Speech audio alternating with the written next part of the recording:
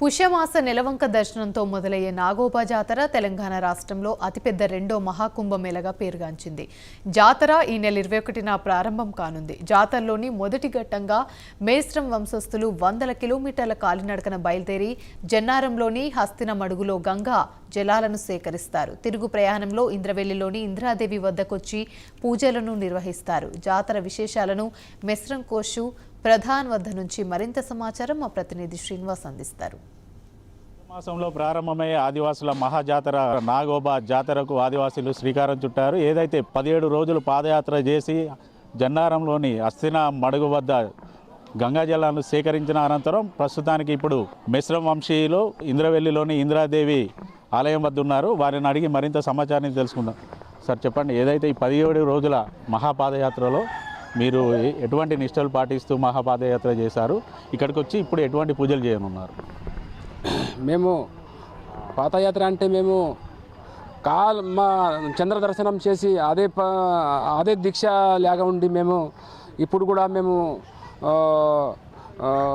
10 తారీఖు రోజు మేము ఇట్లా పాదయాత్ర చేస్తూ మేము కల్మట రేవులో పోయి మేము ఒక కాళ్ళుతో గంగామాతను నిలిచి మొక్కి గంగామాతను మా పాత ఉన్న పవిత్రమైన జలంకు మిగిలిన దానికి తనకే ఇచ్చేసి మళ్ళా పూజ చేసి అక్కడ నుంచి పవిత్రమైన జలం తీయటం జరుగుతుంది.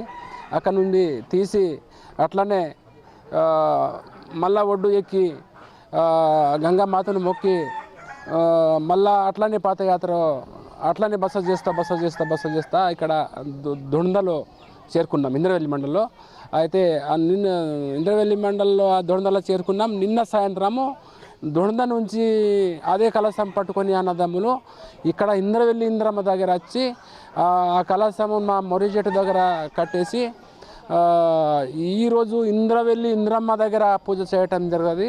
ఇంద్రవెల్లి ఇంద్రమ్మ ఏమంటే మాకు మెస్రం వంశీ వాళ్ళకు సంబంధించిన మా పడివరకు సంబంధించిన ఇంద్రవెల్లి ఇంద్రమ్మ. దీనికి ముందు నీ పూజ చేసిన తర్వాతనే కేస్లాపూర్ మహాపూజకు పోతామని ఆ కాలంలో నుంచి ఆ కాలం పెద్ద వాళ్ళే మాట ఇచ్చింది. అందుకు మేము ఈరోజు ఇక్కడ చేయటం జరుగుతుంది.